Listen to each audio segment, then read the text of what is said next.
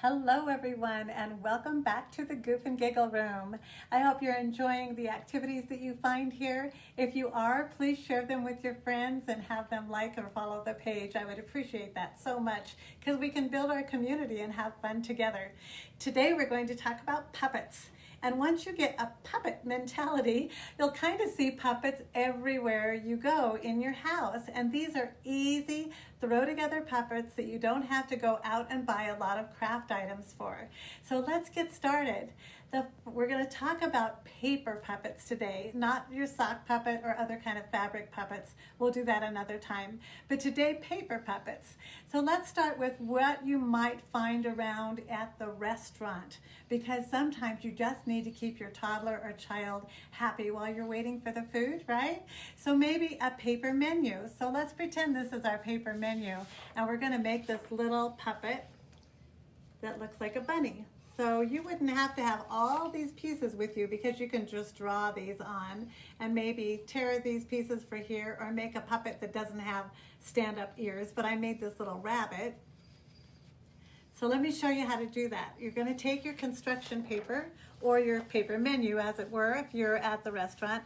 Fold it roughly in thirds. Don't worry about measuring anything. It'll be fine just to kind of eyeball it. Do a nice crease. And then you're going to take this top flap and glue it down.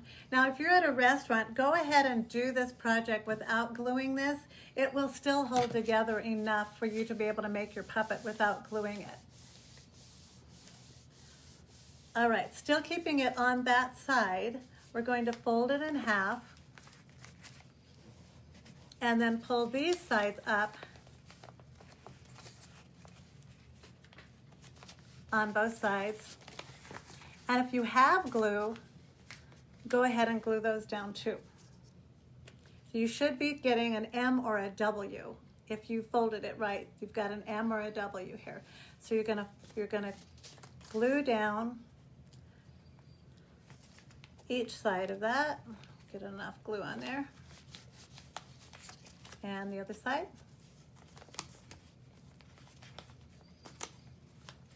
There we go. Give it a nice crease. Now it's as simple as that. You just stick your fingers in the back and you have your puppet. So then you can color on the top what your features might be. Let's do some quick eyes here.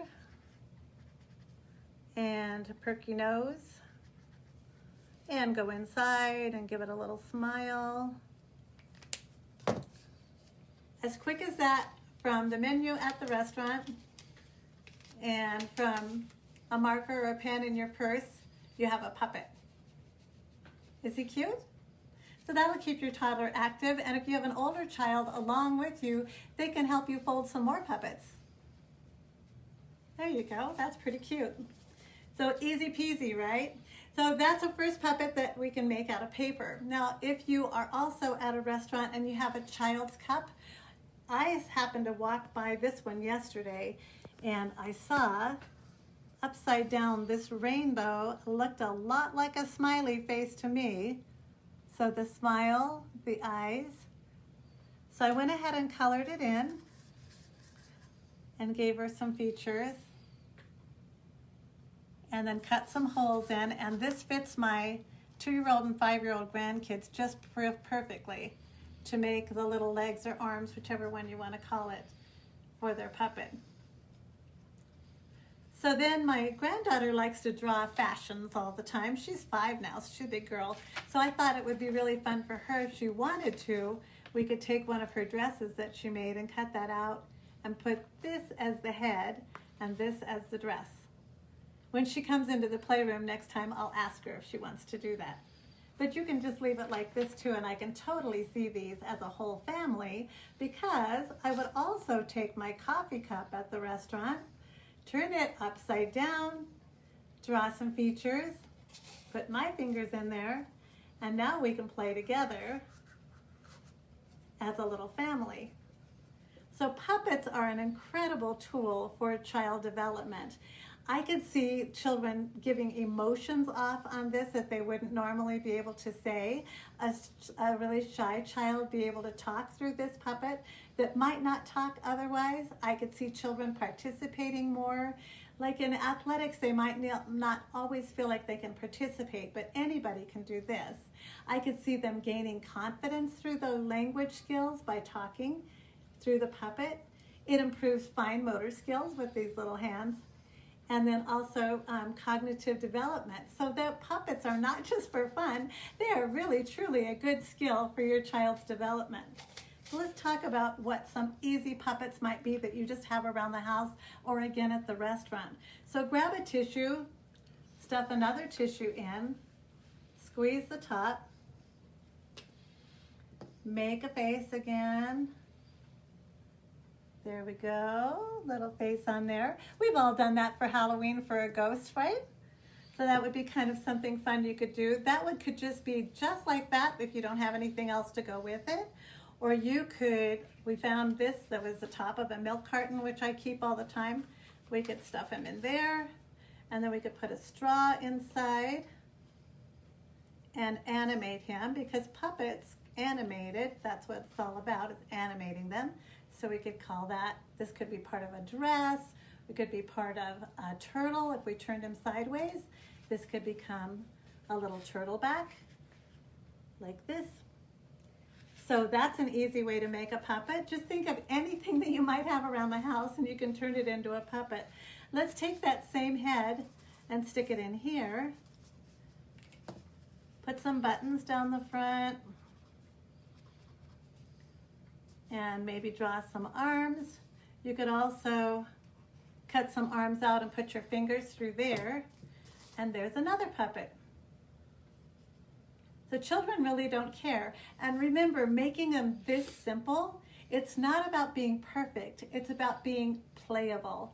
So we don't want it to take a lot of time making all this stuff, because the children might be uninterested by the time you get it made.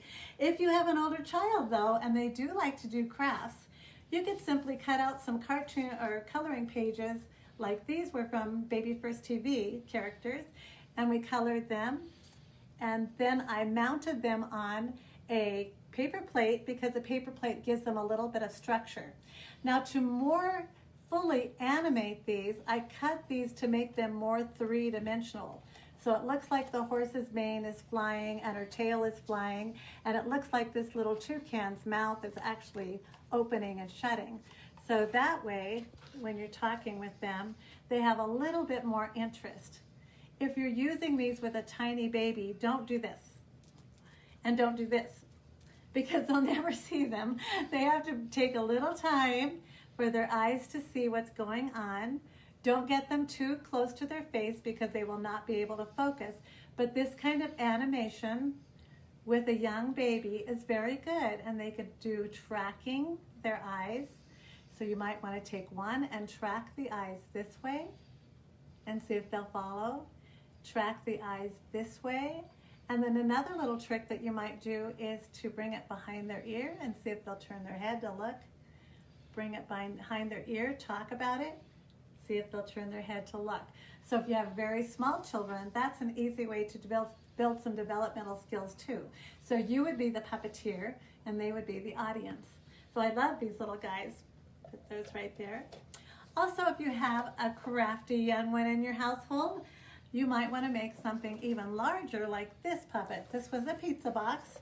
This is a dragon or a crocodile or alligator, whichever one you want to call it.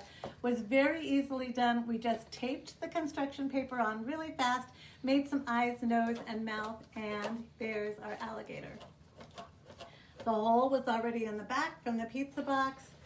Easy, simple. We didn't elaborate too much, because again, it's about getting to the fun. So later with my grandson, might want to put some scales on or make some dots or turn him into a frog, whatever.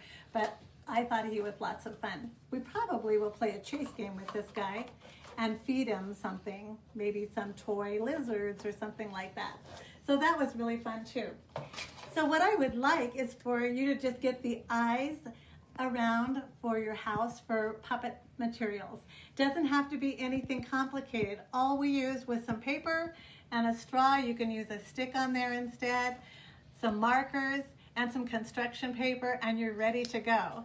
And you can even do this, like we said, at a restaurant with a cup and a piece of paper.